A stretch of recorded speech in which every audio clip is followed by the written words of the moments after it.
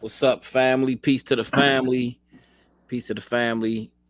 We're here with Conscious Heads Barbershop. We let y'all in to let you see what goes on in the barbershop. The kind of conversations that we be have that we have in the barbershop.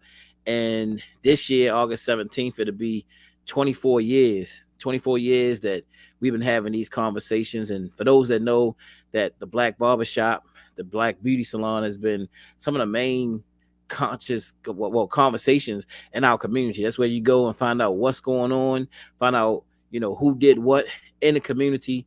A lot of people will meet up there in the barbershop. So we say that we are Conscious Heads Barbershop, where we take care of your head inside and out. From the beginning, the mission has always been, that while we had you in the chair, because we had with the Soul Virus Nation and things that we were doing, that we would try to get some information and knowledge to our people to try to give them information so that they will want to do something in the community, want to make some things happen, and want to make changes in the community. So that's always been our slogan, that we take care of your head inside and out. So, we happy to be here with you, and glad for those that's joining on. And we just, like I said, you don't get too crazy. Like I said, this is what we do. People say, why y'all talking about that? Why do you waste your time talking about this person or that person, this person? If we in the barbershop, we a lot of times we kill time because we talk, we cut hair. This is what we do for a living. We talk, we work. So this is y'all coming into our way of life.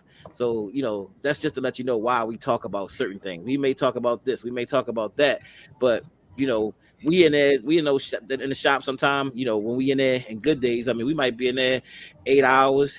It could be 10 hours that people actually in the shop. Could be less than that, but I'm just saying, if you really in there working and flowing, you could be in there for hours and hours. And so a lot of times, part of the culture is we talk. We talk a lot. We talk about things that's going on in the internet, things that's going on in the community, and things that's just going to help our community. So that's what we do. So we want y'all to come through, have fun. Hey, look, if y'all want to come in and join in, you know, you can actually you can come in, you can comment, hit the like button, hit the share button. That helps us out, helps us go to the next level. We've been doing this consistently for maybe about, I think, about 4 months now with different shows. So yeah, man. So how everybody feeling tonight? And what's going on, Cardo? Man, everything good, man. Speaking of barbershop, man, today marks my 6 year anniversary, man. Okay, Put, okay, okay. Now this putting is this your hair on the floor, getting it in off the blade. is this 6 years so far as what your 6 years having your license, or 6 years since you started the boot camp? 6 years since I've been working at Conscious Heads. Oh, okay, okay. That's what's up, man. Congratulations, bro. Congratulations. Yeah, Thanks. yeah, Thanks. yeah, yeah, yeah. What's going on, BA? Ain't no, I'm just chilling, chilling, chill. All right. Cool, cool, cool, man. Yeah, man. So, like I said, the people want to come in, you want to comment, different things. So we're gonna start off. They told me we started off. We always start off a little slow, so I'll speed the pace up so we can get people want to get to the meat, to the bread and butter of everything. But we'll start off. Anything happening in the whole barbershop scene, Ricardo? Anything going on? Anything new that's happening? No, not really, man. Just the same, the talk I was telling you about earlier. They was talking about how the pandemic kind of changed, kind of pivoted the industry and how and what it did for them. You had certain cities that were shut down longer than others. One brother, I think he said he was in Texas or something like that, so he was only shut down for like 2 months. At the time, he was pretty established, so he kind of just enjoyed his time off. But I think the other guy, he was a little further up north, New York, something like that. They was, they was. I think their situation was a little more stricter than ours. But yeah, they were just talking about how they pivoted off of that. Like he originally wanted to get a new shop, and then that's how a lot of barbers started getting into the suites. But basically saying suites are one man barbershops. Some like it, a lot don't, and a Right. lot of barbers uh, they just getting out of barber school, jumping into suites, and they basically failing miserably. Wow. So that was the talk that they've been failing miserably. Yeah, because it's you got the internet get a lot of young barbers fooled as far as like success. You know what I mean? You seeing all these influencers doing a thing, but they forget to account for how many years that it took for them to get to that level. So a lot of So times they forget that you got to put those reps in and go through them ups, downs, and turnarounds to get to that level. And then even then, you can't necessarily take it for face value because you could be anything you want to be on the internet, you know. so So it was a meme to support that, Cardo. It was a meme. This dude basically try to picture a person, and it's like four steps, um, and they literally stretching their leg to the top step, that fourth step, yeah, and they said the person was fresh out of school. That was the caption or whatever, and like step one was getting good, step two was getting experience, step three was something else, and then step four was charging 65 $75 for a cut or whatever. yeah, that's about right. They skipped everything what you just said to go straight to the $75. I'm charging that. What about the experience? What about actually honing in on your craft? So it just popped in my head when you was eloquently breaking that down. Yeah, Yeah. man. Because People lack patience that come with learning a skill, man. Mastering the monotonous, you know, doing the same thing over and over and over until you get great at it. Not even just good, just great at it. They say it take 1,000 hours just to get competent. So mm, to be a master, they say it's 10,000. Some even would say 20. So you got people that don't even got a good 100 hours in of actually cutting. It's one thing to be in the shop for 100 hours, but actually cutting for 100 hours or cutting for 1,000 hours. That's a big difference. well, people want to take they want to take the easy way out. So they see barbering and it's like, oh wait a minute, I ain't gotta go to school, I ain't gotta do this, I ain't gotta do that, and I can smoke and I can be high at the same time. Like, oh, all right. And then people like, man, you don't really need no license. They don't even really be checking for that, you know. Yeah, So they want to take all the shortcuts of everything, and man, we just trying to get people to have more respect for it. Got people thinking that we want people to get licenses because I mean, we trying to get them what uh, for the white man accreditation and all that kind of stuff, man. This ain't about no white man. We don't care about no white man. We do care about professionalism is what we care about. So we ain't worried about that. What I mean, man, get your license, stop making excuses. You know, it's like I said, it's like driving a car. You know what I'm saying? Who feel like driving a car, driving it around without no license? And there's a lot of people that's doing that. Driving with no license, driving with no insurance. I ain't here to be nobody's judge on that level. What we trying to do is I'm trying to tell you what I'm really telling you is I want you to have a better life, an easier life. Because by the time you feel like you getting over on everything else, it's all gonna be catching up with you. You're gonna have fines, you're gonna have this, you're gonna have that, and you think that you was getting over, and all the time you really wasn't getting over. And I know, even as a business owner, I mean, hey, look, sometimes you gotta do what you gotta do. Believe me, you gotta do what you gotta do. But at the end of the day, things caught up with me so many times, things caught up with me, and I'm like, damn.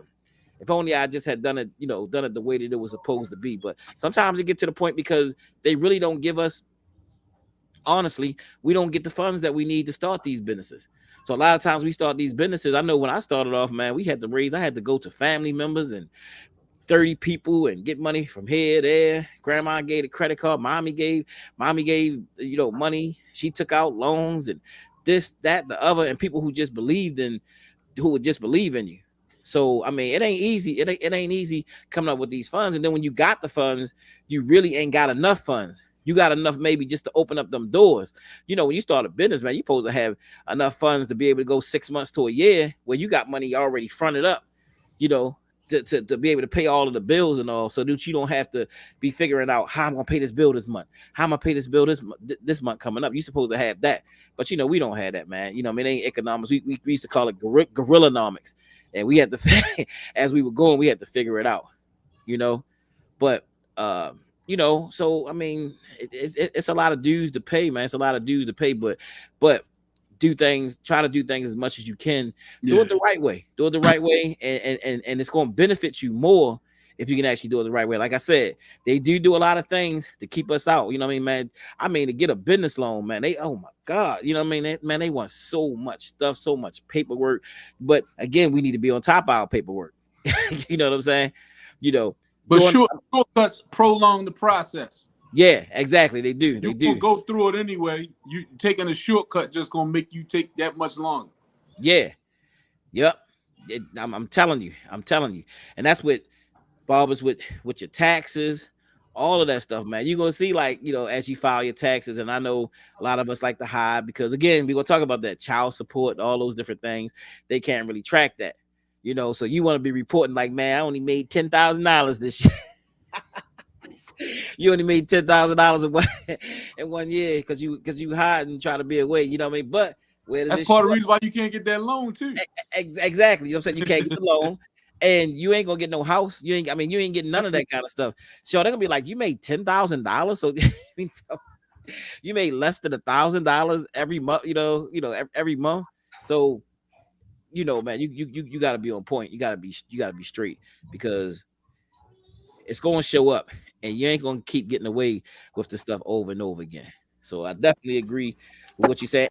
So far as those the suites, I've always disagreed with the suites. I mean, I understand it's some people, man, it's like real private people, but you know, the way that we do in the barbershop is traditional.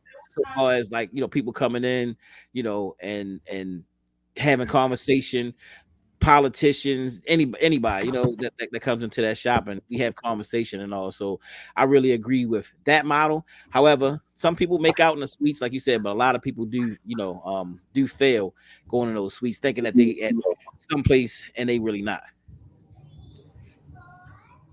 KC cuts in the building. KC.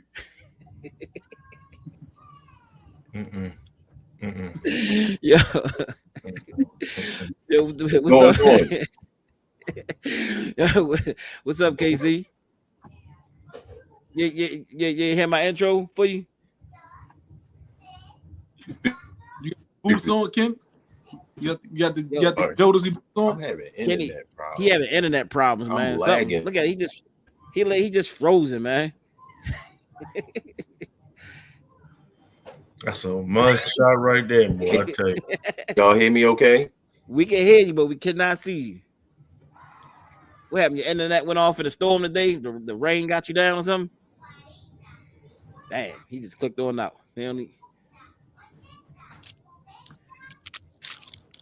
Yeah, so he'd be back in there. Yeah, so I guess moving forward, let's move into the whole sports thing.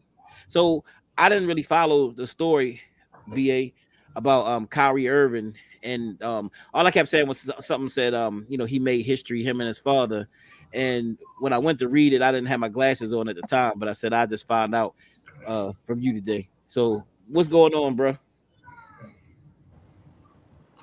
I am not your resource when your ass can't see. Let's get that straight. We're going to clear the air on that one.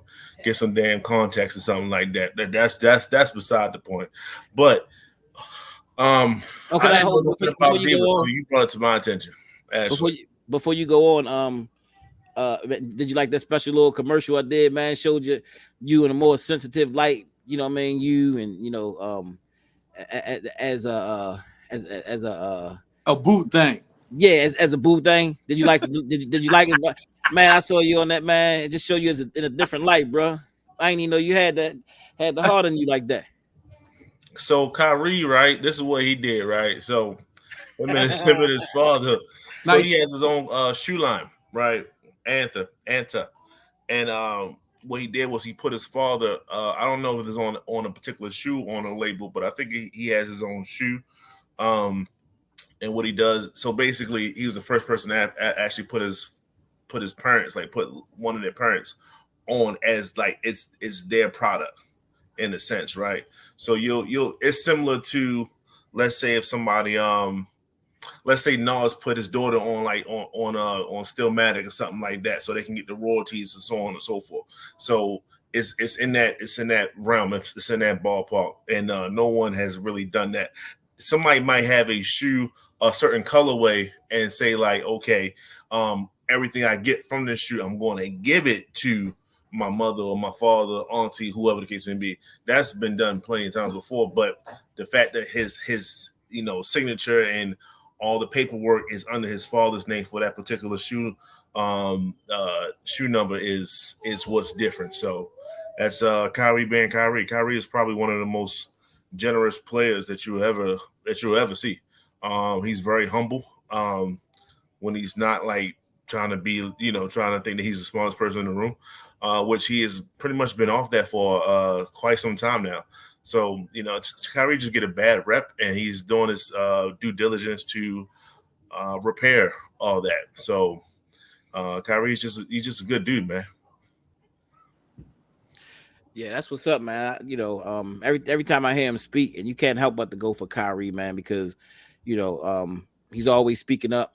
A lot of times speaking his mind. So, you got to go for the bro, man. Definitely appreciate what he's been bringing to the game, and definitely appreciate his voice. I'm gonna try to bring KC back in, and he looked like he frozen even in the waiting area, man. Let me try to bring him back in. Told him about getting that cricket internet, man. Yo. Stop getting that. Hey, yo, don't start, cricket hotspot, man. I'm trying here, yo. I'm trying. I'm freezing up over here. Turn your video off and see if you can just come. Can y'all hear me? We can hear you. You can't hear us. Honest though, ain't nobody buying them damn shoes. All right, let me try. You said nobody go buy. You said nobody go buy the shoes. Ain't nobody buying the shoes. Did you say him? Hey, Kyrie is probably one of the top sellers when it comes to shoes. Come on, man. Yeah, you sound clearer than what you did. So Kyrie is definitely a top seller when it comes to shoes. So not those, sir. Ain't nobody buying them shoes, yo. I can't. Let me try again. Kick Kenny to the side, man. Just stay in the hallway, Kenny. Yeah. Told him about getting that cheap cricket internet, man. You know what I'm saying? Oh man. He got aluminum foil on his router. He got on his right. Oh man. So what's up with the little woman, the little white girl, man? You know what I mean? That went to the NBA now, man. What's the white bee? Okay, so hey, I ain't saying he said it. This is a multifaceted, multi-layered situation that we have here developing for Caitlin Clark.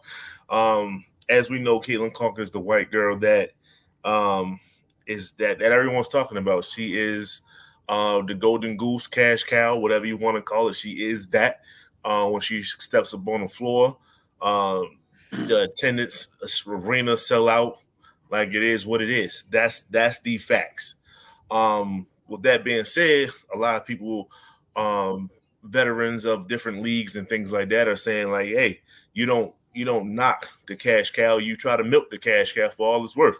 But players that's in the W are feeling some kind of way. They're having a why her, why not me? There's others that's been better. There's others that's been more trailblazing than her. Why does she get all the love?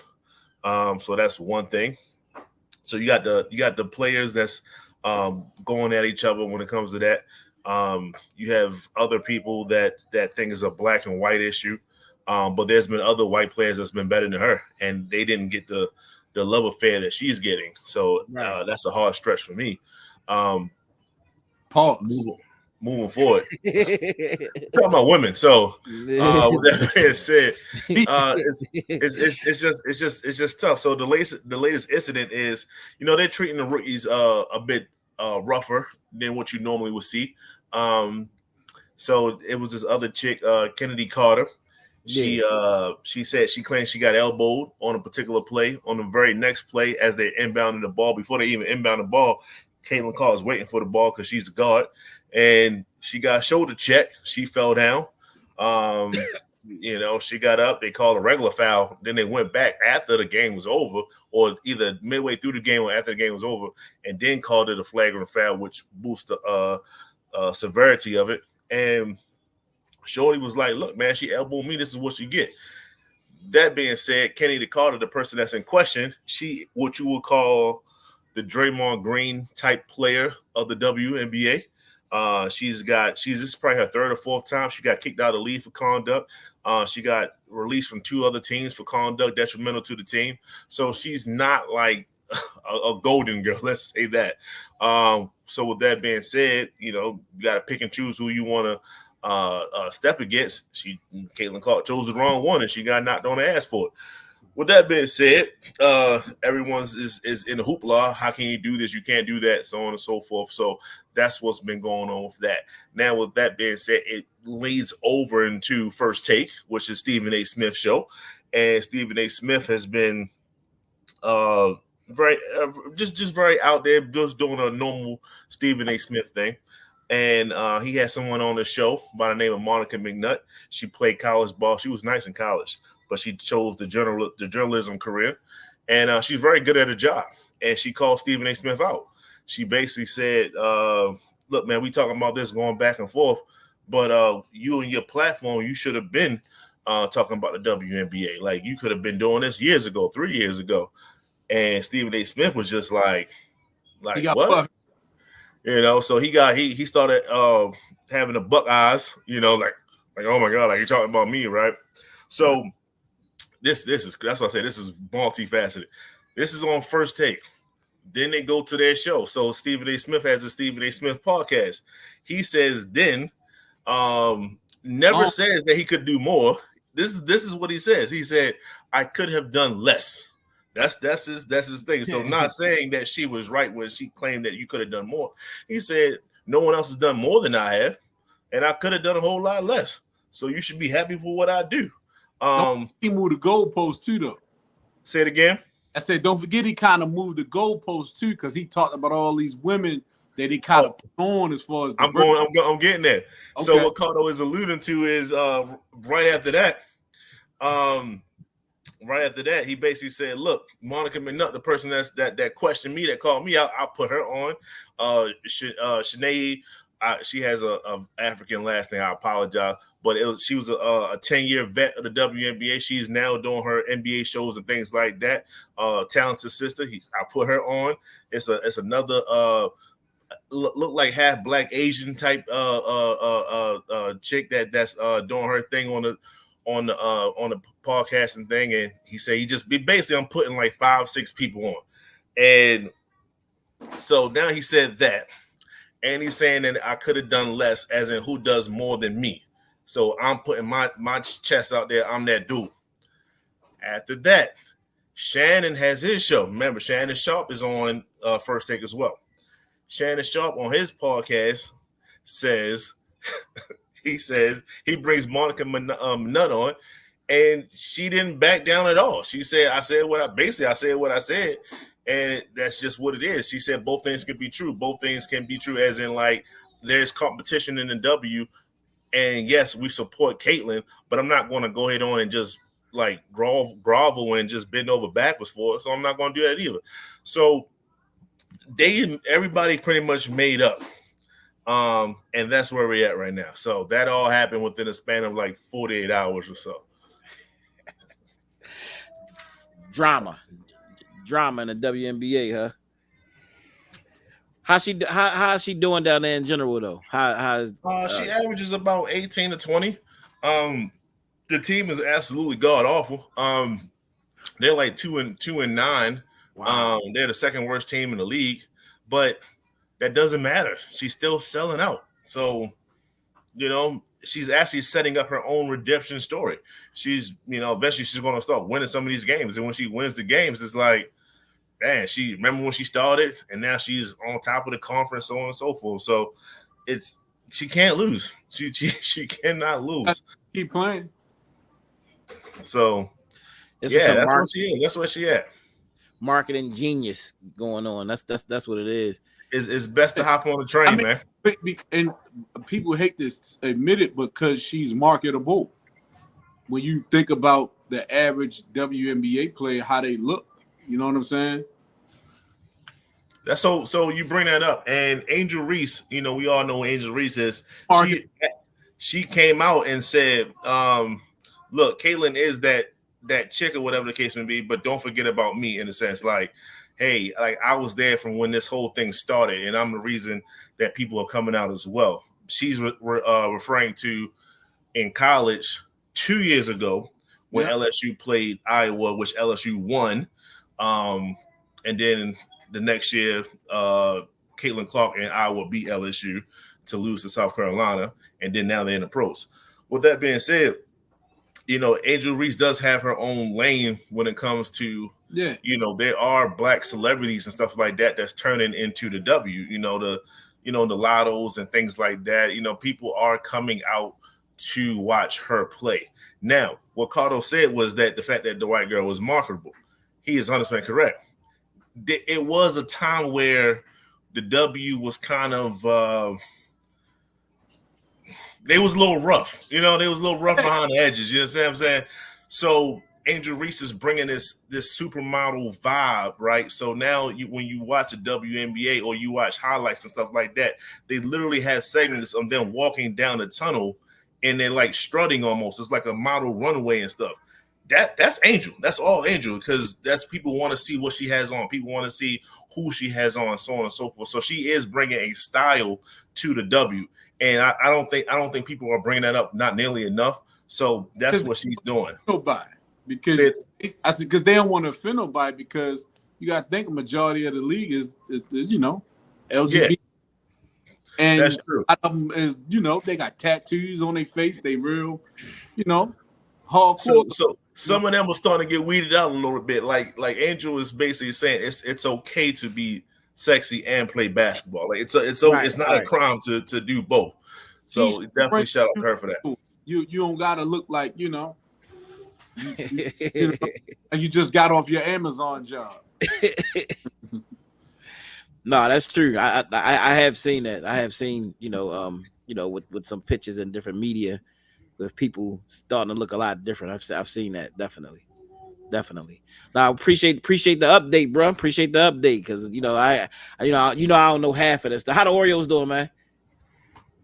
Still trailing the Yankees. I don't know how they're doing tonight. I gotta check into the game, but we're up in Toronto now, and we just blasted them, pause 10-1 on the previous night. So, we did have a long streak since the last time we talked. We had a streak of not losing the series or whatever the case may be, and we got swept a couple weeks ago. And since then, we maybe lost 3 games total out of like 15. Like, we're on a nice little winning run, but the Yankees are just better right now when it comes to the stats. So, we're going to be in a dogfight with them throughout the rest of the season.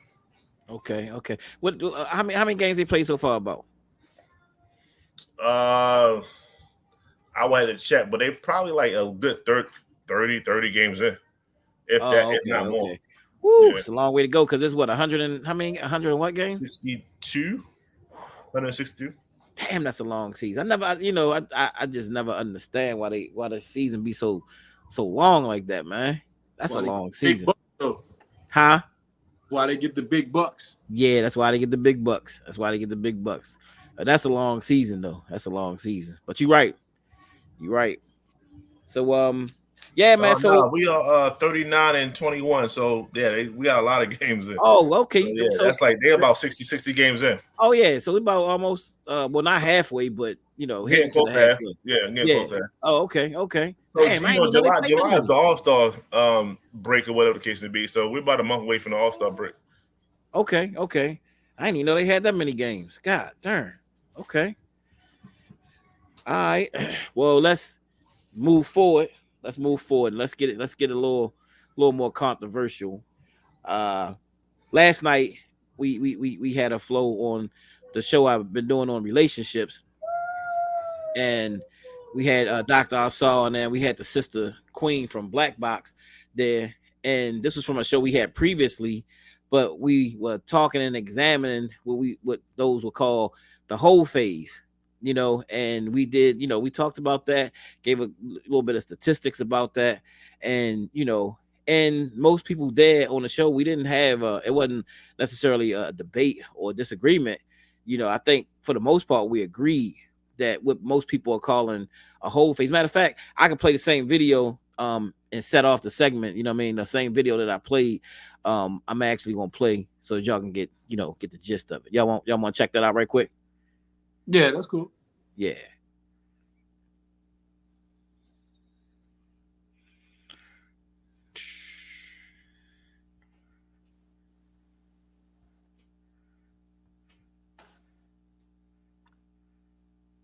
We grew up on Disney princesses, but society let us forget that we were queens. Some of y'all won't.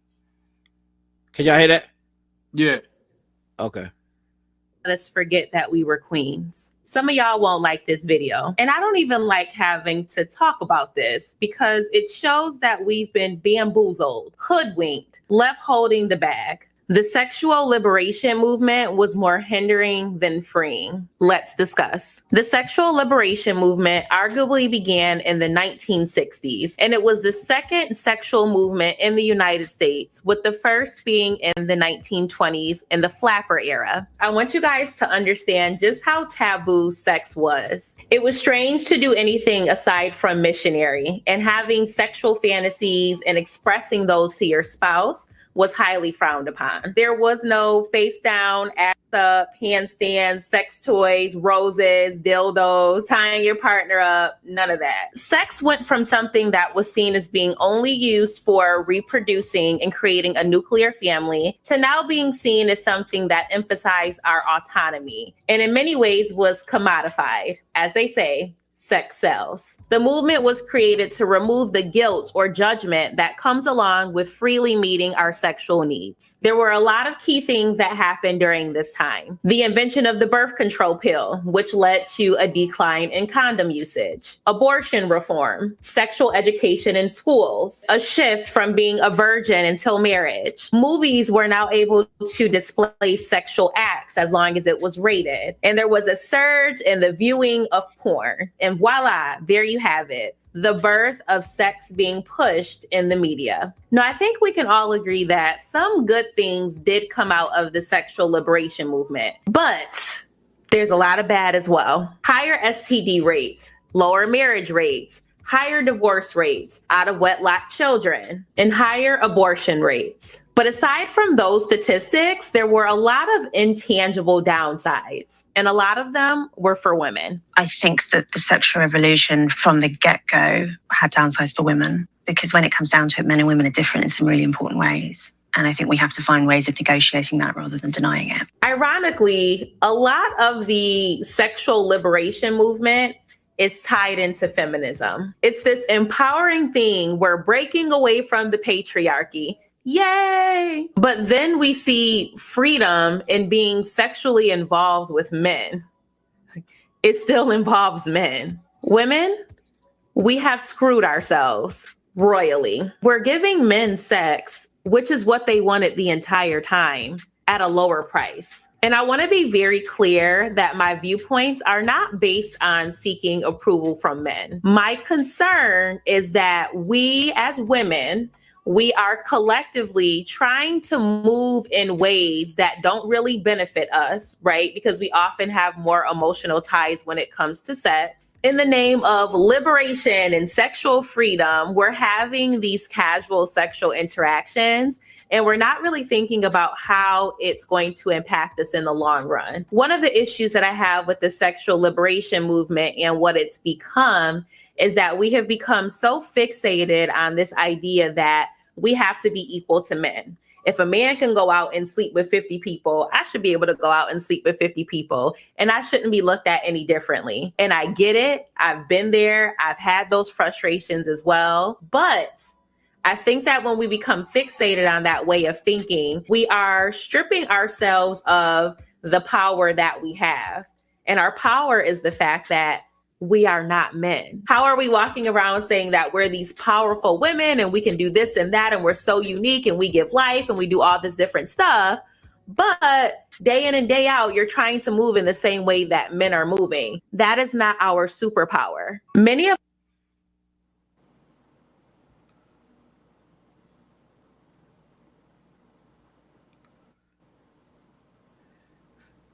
All right. So what y'all think about that? Yeah. I think she's spot on. But to even add on to it though, I think a lot of times what get overlooked is this, especially when it comes to maybe you want to say the powers that be or whatever. There's a financial benefit for the powers that be in keeping women single. A lot of people don't talk about this, but women tend to be bigger consumers than men, obviously, but more so they tend to be bigger consumers than women that are in marriages or relationships. You know what I'm saying? When they consume more, they spend more money, they shop more. More things are even marketed and geared towards women spending their money. So there's a different reason for them being empowered that we don't always look at, which kind of strips our power, because if we together, then our finances are combined, and then Right. we can build wealth that way. Exactly. When the house is divided, a lot of times we don't look at it from that way, and this makes it harder for us to compete, if you know what I mean, with other races. You know what I mean? A lot of times we forget that part of the racial wealth gap, because we are single because we bought into those ideologies with feminism and women's empowerment. I mean, there's nothing wrong with women being empowered, Yeah. but it shouldn't be to the point where the family takes a hit, and we at the bottom in every metric. Like Jay-Z said, nobody wins when a family feuds. Yeah, So I mean that's just real talk. And what we got going on in our community is tragedy. It's tragic right now, because for the most part, I mean, there's just a lot of people who, we having these children, and we talking about what's wrong with the children, well, the children coming out into the world and they just traumatized. They ain't asked to come, but they come in here and they being traumatized, and most of the time it's by the relationship between mom and dad, yeah. or the relationship that they don't have. Not born out of love. Yeah, exactly. But out They of never even lust. liked each other, but they Yeah, brought a child into the world, yeah, and the child exactly. that they pick up on.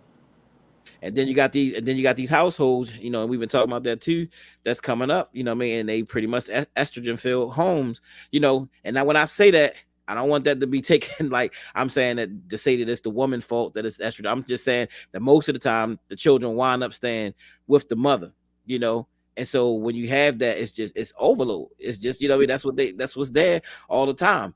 That man is not there in the house. His presence is not there now. Even when he may go see his father, I mean, for the most part, when people have custody battles or whatever, that man is getting that child every other weekend. So you saying out of 30 something days, what I mean, he may have a child, what, 4 days? It's still, I mean, look at the imbalance. You know what I'm saying? Big imbalance. And then Time, if I pay child support, he might got to work like a dog just to pay that. So that could be hindering him from even being around or seeing a child. right. That's part of the game too. The brothers out there that's scattered, they seed everywhere. You know what I mean? When it comes time to pay the piper and you got to provide for them children, you can't be effective as you probably might want to be, because they all over the place and your resources are scattered, and you got to maintain your own living situation and stuff like that. Then you got to provide for them on whatever level that might be. Which, if you got a gang of children and you ain't making with so much money, they not getting everything they need, Let's which talk about that. hinders your wealth building. Yeah, So sometimes that keeps you from competing and on that level too, just not being disciplined with your seed. that's real talk. Let's talk about that for a second. Let's go ahead and start with the brothers. Because as you were saying, also, I mean, let's deal with I guess the pressures are coming up in our community, that as you were talking about, where Yeah, men, are being brought up, and it's like, if he like if he say that he ain't had sex with a girl, whatever, people clowning him, they joking him. You know what I'm saying? You know, but go ahead. You want to speak on that? Yeah. It's a lot of pressure on men that young men to have sex.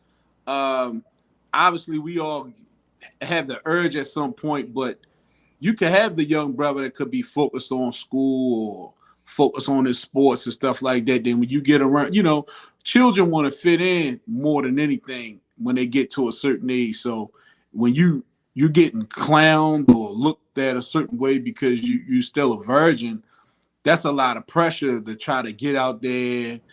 Excuse me, sir. Virgin is a social construct. Basically, yeah, a negative social construct. Because it should be something that's respected or revered, but it's not. It's frowned upon. But then you take the music, you take the peer pressure, you take the movies and the TV. It's sex everywhere. Not to mention the easy access to porn. That kind of like clouds your judgment on what's important. So you feel like you gotta go out there and chase it. And then that might make you more materialistic because women tend to be attracted to men that know how to dress, this, that, and the third. So now you focusing on trying to oppress women with your looks and spending unnecessary money on clothes that you might not can't afford. So now you jumping through those hoops, and then let's just say you finally get some. Now it might have turned you into a monster or vampire, if you will. When they get that first taste of blood, and then now you trying to compete with your friends and you trying to put notches on your belt, and we judging each other's manhood based on how many women they can or girls they can go out and conquer, when manhood don't got nothing to do with that. Man. But by then you already indoctrinated on thinking then that's what you got to do. Then not to mention you might got a big cousin or uncle, maybe even a father that's asking you had sex yet, man, and putting pressure on you to get out there and even some cases, like what Boosie said what he did with his son with getting a prostitute. Yeah. So it's a lot of pressure that I think kind of get overlooked when it comes to young men, that to feel the need to go out there and quote unquote conquer women or young ladies in the wrong way, and not necessarily learning how to build healthy relationships, because nobody's really promoting that, not from TV or just nowhere really. It's very rare, and if you're lucky enough to see it in the house, which obviously that's a majority of black children don't see that. You don't even have nothing to offset it. So Right. It's almost like you set up for failure from the jump, man. And then it's just you obviously hindsight 2020, as we get older, we see things differently. But when you're young, you ain't thinking about none of that. Yeah. None. Yeah.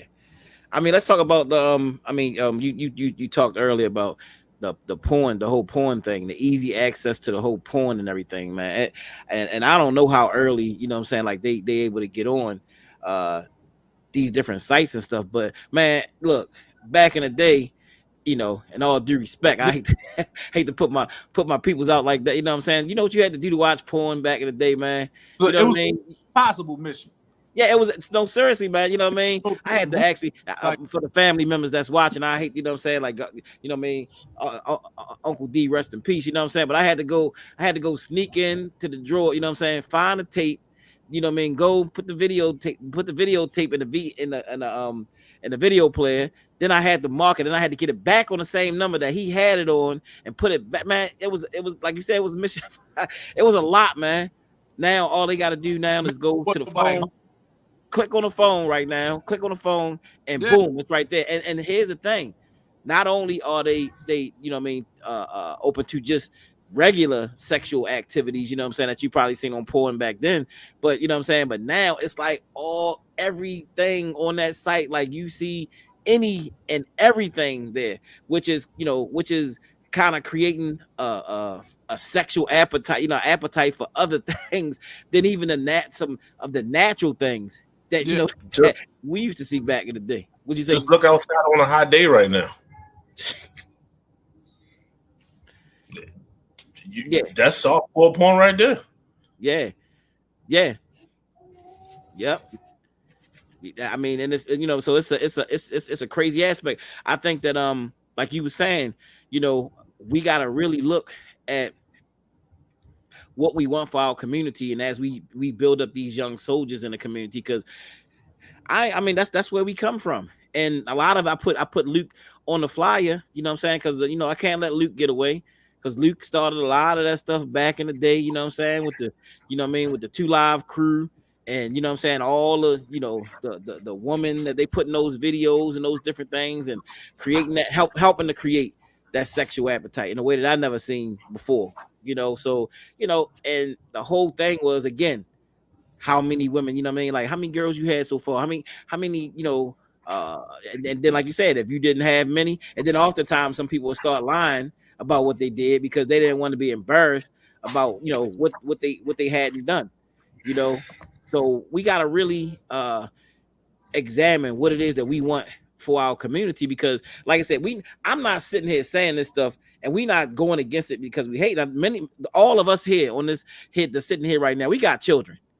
And you know what I'm saying, and you know what I mean, so we know the real deal. All of us have been, well, I mean, I'm not gonna say all of us been on child support, but I was on child support at one particular time for a period of my life, you know what I'm saying, and you know what I mean, and some of us, yeah, you was on child support, so you know the reality of how it feels.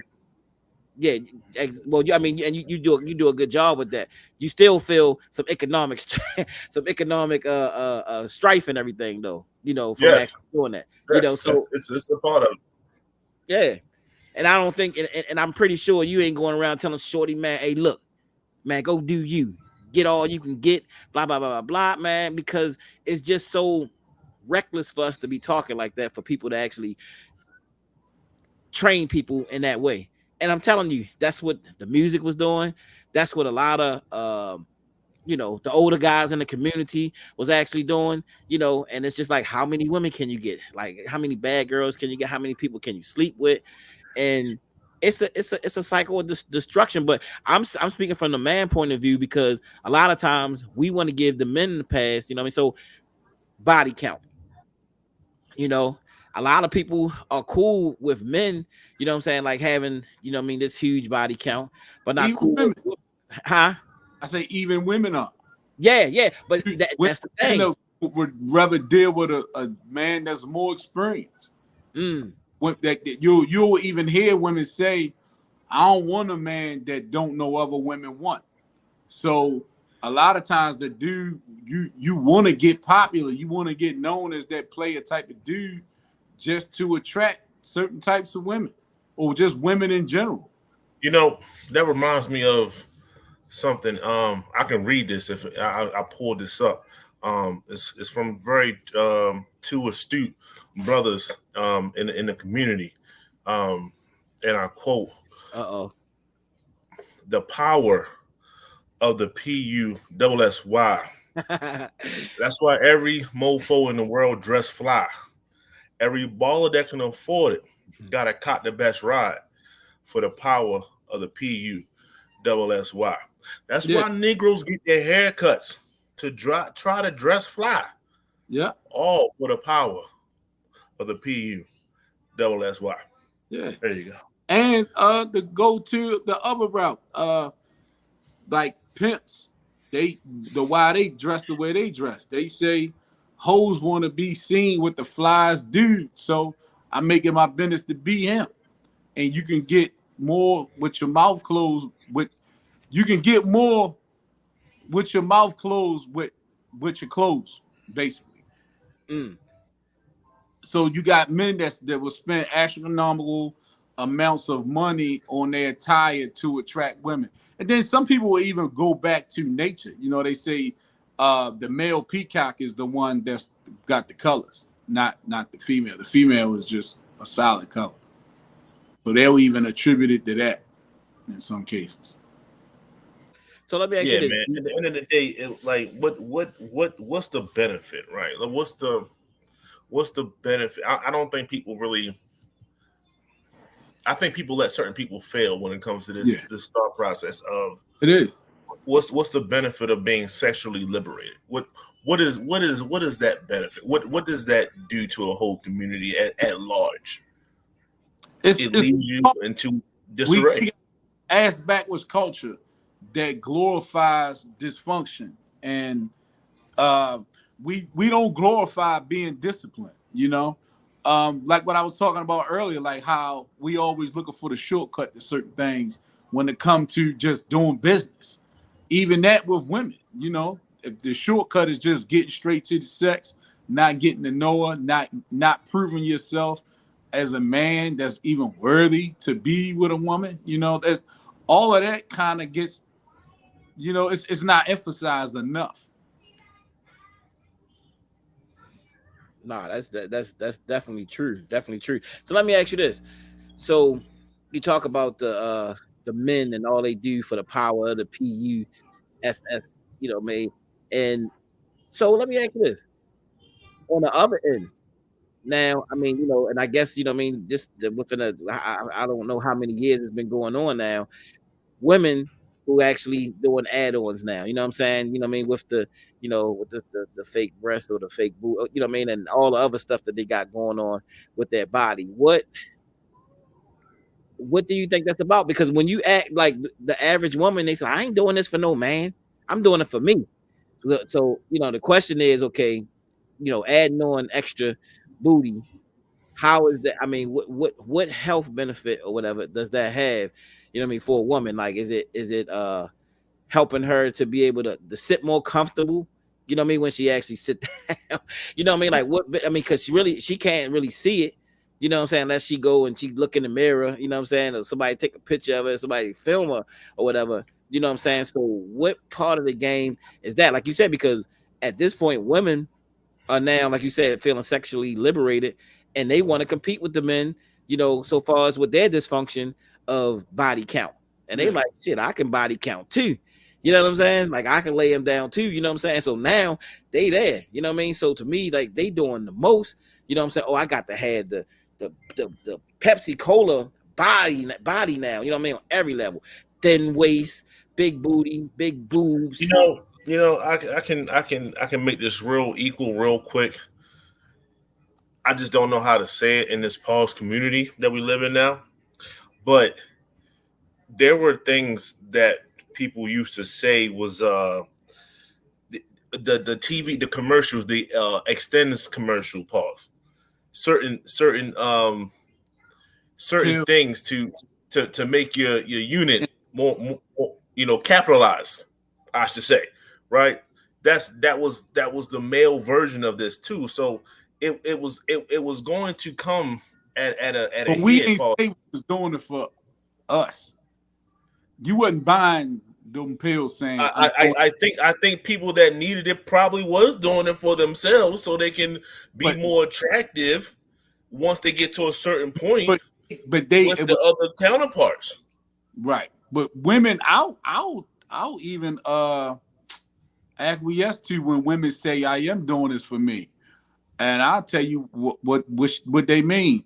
It's for their ego, because when they walk into which that is the same reason why I just said what I just said. It's the ego on, and they getting them looks, they turning them heads that they probably couldn't turn them before because they were shaped like something else. You know, I was Uber one day, and I had this Asian.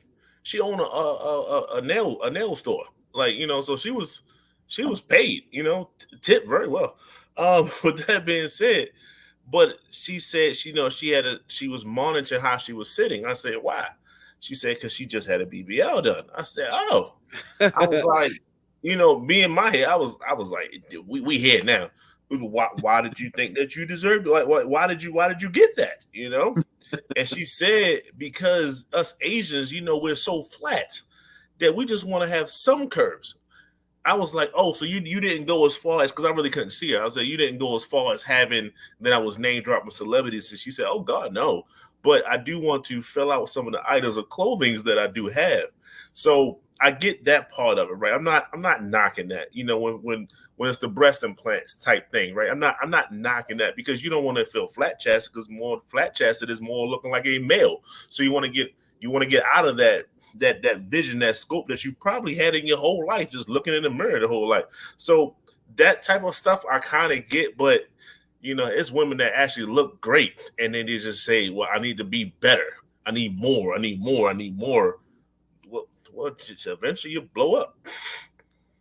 Yeah. I mean, like when you look at somebody like Lil Kim, and I know people say it all the time, man. I mean, to me, she was beautiful. Like she was a beautiful young lady, and now, and I don't call people ugly, and I mean, but I'll say it because what she did to herself, because she was beautiful, and then she started doing all this stuff to mess herself up. You know what I mean? God had given her everything she pretty much needed, you know, and she just basically messed herself up, you know. Yeah. So I mean, you know, so that's the thing. But I just wanted to see at what role that does that actually play, and you know what I'm saying, to the all of this, you know, this sexual stuff, you know what I'm saying? Because okay, you got this booty, you know what I'm saying, and that now you in the club, and you know what I mean, you more attractive, you're attracting more men, and then boom, more sex, more children. You know what I'm saying? You know what I mean? And but they could attract a certain guy. You know, they want the ball player or the rapper. And if you got the BBL, you can hang it up because the one with the BBL is gonna get his attention quicker than you. You know, if you shape like Channel 11. And so now it's a competition. Yeah, and they outdoing each other. You know, they going from basketballs to beach balls. You know. So far as the body count, fella, I mean, is there a difference? Should there be a difference between men and women so far as when we start talking about this body count thing? Like, should be a difference for men? Yeah, but I mean, I still think you could be affected differently. You know, each gender, whatever. You know, too many for a man is can be just as bad as too many for a woman. Right.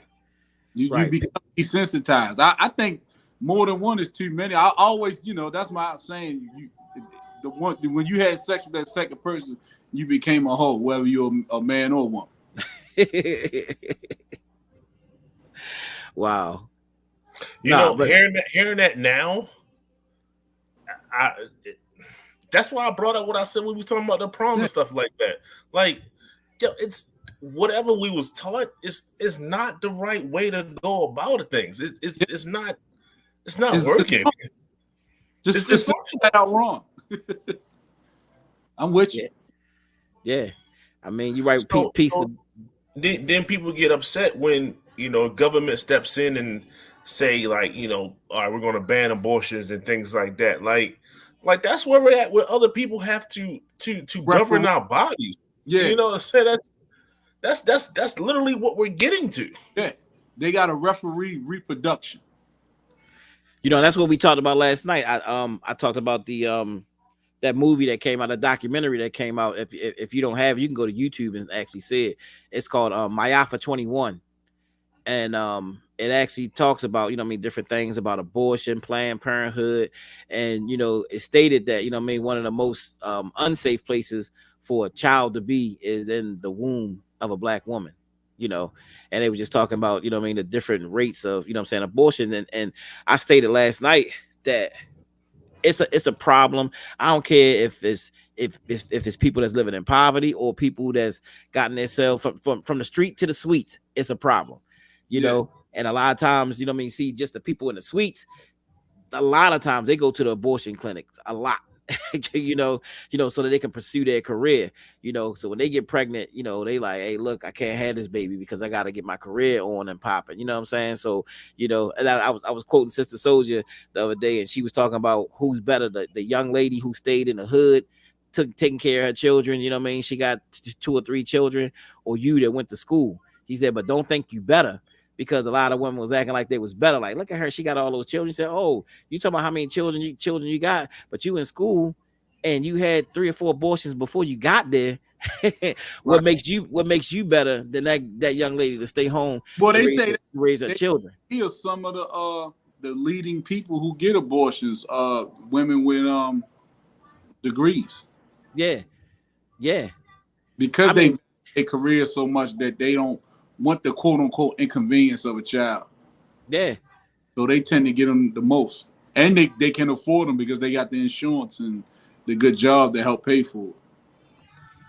yeah, At the end of the day, it's it's tough because we're males, right? So we're males, but talking about um, female body and what to do with it, and so on and so forth. And it's a very touchy situation. But yeah, at the end of the day, that's when you have a shout out to Kenny. When you don't have morals in your community, this is the result of it, right? Like this is the result. This is the conversation that we have, right? So if you were high in morals, then you would know, like, okay, like we used to have what they call a shotgun wedding. Like, hey, you impregnate my daughter. yeah, Hey, that's marriage right there. Like yeah. that's no questions asked. Like you committed the act. That's you basically proposing. When y'all Going get on married, and finish it out. It holds you accountable. Banning abortions holds you accountable, whether you like it or not. It is what it is. It holds you accountable for what you do. We understand that there's extremes to every median, right? We understand that things like rape and things like that are out there, essays and things like that. So we're definitely being mindful and being careful when it comes to those situations, but using your reproductive organs as loosely as we do, pregnancy is a result of it. And like you said, the dangerous spot is to be in certain wombs because you're going to just you have no emotional tie and you can just get rid of it. Yeah. So what is that doing to you? Like, you know what I'm saying? Like, you might walk around thinking that you're good, but are you really? Like, you the only one that really knows that situation when you're at home and you look at commercials and you see babies and things like that, and you're like, damn, like I had my shot and I lost it, so on and so forth. Like, so who knows what people really thinking about? But it's a microcosm of the way our community is, and there's no plus in sight. There's no positive in the future, at least not in the near future. then you don't know. And peace to Dr. Asar in the building. You know what I mean? But you don't know the stress that women actually go through when they actually get abortions. So when they do get yeah, man, they go through it, man. They go through it. You know what I'm saying? And actually, it's something that they never even really get over. So when you add no judgment, you know what I'm saying? When you adding 2 and 3 abortions, or so, I think the biggest part of the message that we actually just given actually here tonight is that when you're in a culture like this and you pumping sex like BA was saying, you know what I'm saying? There's no moral code, there's no more, you know what I mean? And everything is just sex. We suffer the way that we suffering here today. And that's the thing. Ain't nobody, we not sitting up here just pulpitting and judging, you know what I'm saying? Like I got 5 children, I think Ricardo got what is it, 3? Ricardo? Was it 3 children? Ricardo got 3 and BA got 3. So like we got multiple children that we actually have, so we know what it is, the finances that you got to come up with, and even with your relationship, you know what I mean, for your relationship to actually be healthy, and I mean it takes a lot of discipline to have a healthy relationship, so when you running around, you know what I mean, from this woman to that woman and that woman and that woman, and you running around, you got this circle emotionally, you can't get focused as a man. You can't get focused on trying to build a business, or even trying to get yourself straight. And ultimately, a lot of times men go into depression after a while because you're just chasing. And, a lot of times when you're out chasing, you got to get the drink. The drink go along with chasing the women. You know what I mean? It's a part of it. You know what I mean? It's like eating the chicken box with a half and half. You know what I'm saying? It all go together, right? So, I mean, man, it's I just try to say this stuff and without people, because I know a lot of people are like, man, you hating from the sideline, but nah, man, we loving, we really trying to we really trying to show love, because we like, man, don't get yourself in that situation. Come on, man, a brother with 2, 3, 4 5 baby mamas. Man, your life. I mean, I hate your life is basically almost over, bro. Like, But even how can you deal with that stress? Even if they all by the same woman, as a man, if you ain't locked into your purpose and you don't have no sense of direction, you still doing her and them children a disservice because you don't even know who you are just yet.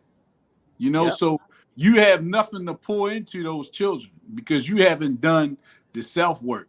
You haven't even went within yet, and oftentimes brothers wait till it's entirely too late to figure that out if they ever do.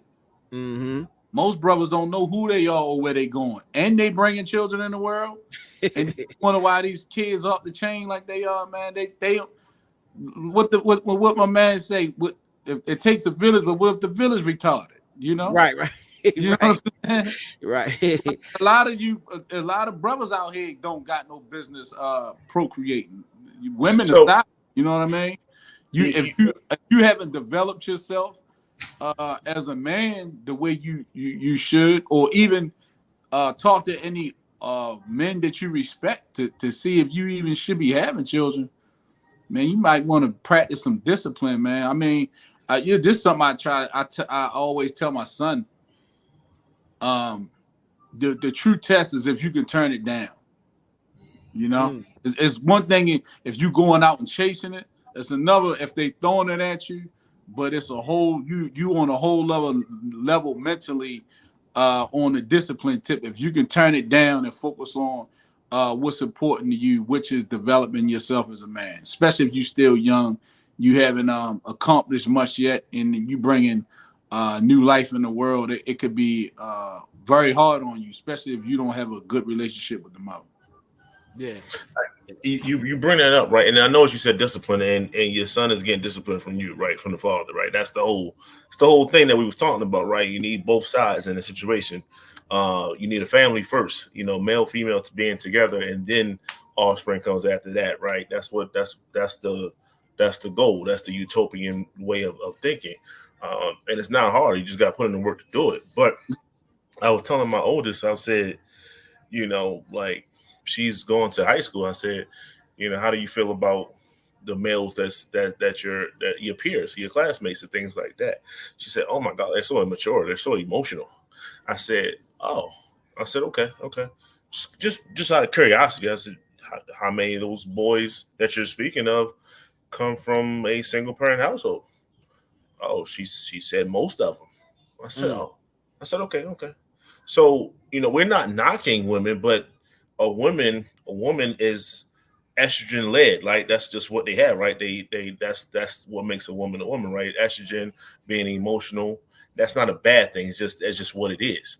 And if a male doesn't have that balance, where are they getting the discipline and things like that from?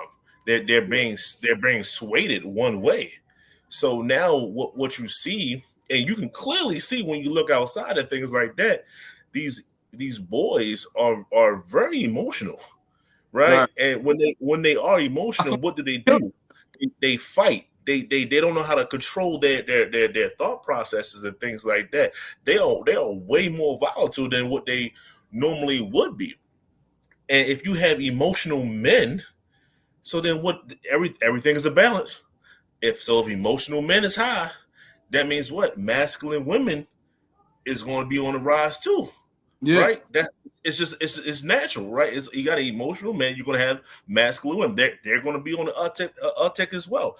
That's why you get these women that's as brash and as thorough, talking like typical dudes as they are now. Like and that's what's headed. So when you see people, like, you'll see a fight in school and things like that, you're like, who was fighting? Oh, it was two girls. Oh, it was a boy and a girl. It's wicked right now, and it's like, yo, there's no positive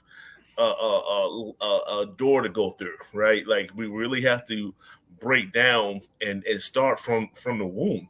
That's where we got to start from, because the generation that's coming, and shout out to baby girl up there, like, I pray for her generation. I pray for her generation, because I pray for my daughter's generation. My youngest is like, it's headed into the wrong direction, and it's getting worse. Yeah, it's getting worse, and we definitely gotta do something. She like to come in on every little podcast that she can get into. She she like to come in and show her face and be a part. Go ahead, you can say peace, everybody. Yeah, man. But if anybody if there's anybody out there, we would love to have a sister that would join us, you know what I mean, with a different perspective. I know you know, his brothers here, and with the one KC Cuts, got to get the Kenny internet in the service. hallway. Huh? I said Kenny's still in the hallway. I man, Kenny He, like in he the wrapped himself with aluminum foil. See if that worked. he in the chat, like he been commenting in the chat sometime, you know, and saying certain things. But yeah, man, his internet was real rusty today. We're gonna talk about that, Kenny. First the Talk mobile about that. account, now the damn internet. No, man, but yeah. So that, I mean, that's pretty much, like I said. I mean, like I said, I wish we had a sister that would join us. You know, some women feel funny coming in to a show with all men there, but you know, I we different, you know what I'm saying, than a lot of shows, a lot of different places. Even though people going, you know, people opinionated, and we do have Kenny that's on here, you know, He ain't gone. like we, huh? I said he gone. Yeah. That's He part ain't about. here today. But you know, we definitely love the sisters, and we love, you know, we love the queens and everything, you know what I mean? But you know, we definitely gonna express ourselves and all. But you know, I think everybody here really honestly is trying to, you know, bring healing to the community. And when you hear the point of view and perspective that we actually saying and that we bringing, it's people that care. We showing that we care about the young guys and the young brothers that's coming up. I mean, like, yo, we ain't telling you do that, bro, because I'm telling you what can be there. You know what I'm saying? The And emotion and the, we know the part we play in it. You yeah, know. exactly. You know, so and then to the young and to the sisters, you know, it's like same thing, man. You know what I mean? Hey, we ain't just putting y'all down. We talking to the brothers that's out there too. So we keeping the balance when it comes to this. And you know, one no whole, you know, I know a lot of times we come in here with conscious heads, the the real conversations, but you know, we don't debate all the time. So a lot of times this goes on in the shop too, where we are in total alliance with the thoughts and the things that's actually going on. So this is one of those topics where it's like, I think because all of us have children that's in the shop, you know, all of us have been in relationships and all, and we know how serious that whole thing is, and you know, and I think that's why we all pretty much on the same level where we all kind of see things the same way. Well, I mean, we mostly honestly we agree with probably 50-60% of everything, you know what I'm saying, like, you know, with each other, you know, in general, you know what I mean, it's those things in between that we have debate about and we have, you know, stuff about, but that's what people do all the time, you know. I mean, you ain't gonna agree with everything no one person actually says, you know, but a lot of times we agree. So we'll have these conversations where we all be in agreement, you know, and then we might 15-20 minutes later might have another conversation where it's like, nah, man, nah, you wrong, man. That, you know, that ain't what it is. And you know, and have those different things. So yeah, fam, that's pretty much it. Y'all got anything else y'all want to bring into? I tried to get the Dr. Saw to come up in, you know what I'm saying, you know, so he didn't come, and then we can't get no sister in there or whatever. But that's pretty much, you know, what we wanted to just, you know, just run over and go over right quick. If y'all wanted to add something else in. Now, only thing I would add is, you know, if we want to leave with some sort of solution, man, is discipline equals freedom. You know what I'm saying? I think we need to get into the habit of making discipline cool, showing discipline, and maybe like somehow people can see the results of it.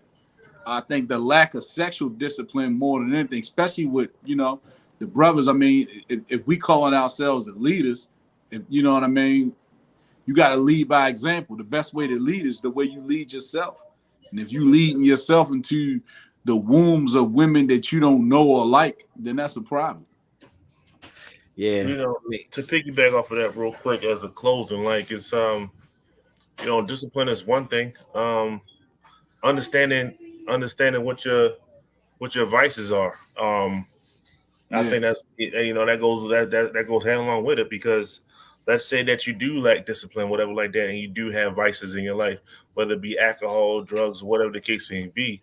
Um, you know, you know you have it. Majority of the time, you know you have it.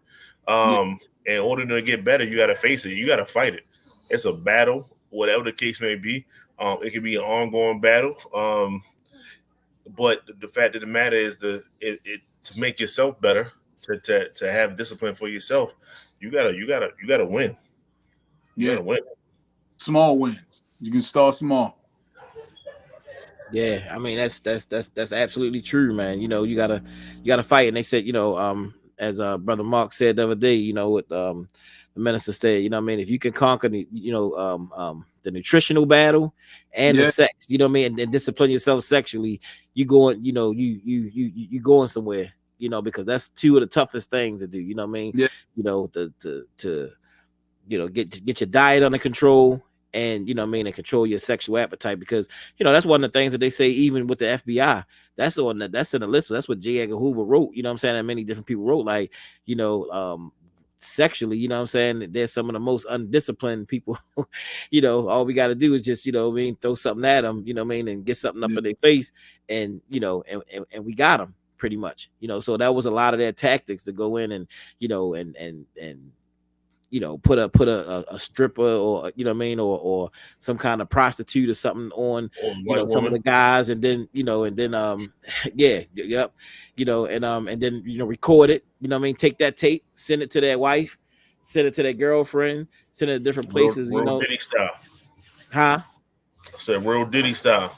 Oh, definitely. That's a whole another level right there. But that's just been some of the tactics. So, so it's about discipline. It's about those things. And closing out, let me just say this. Again, what I mean, hit the like button, what I mean, share, comment, what I mean, do whatever you can. Let me just actually say this real quick.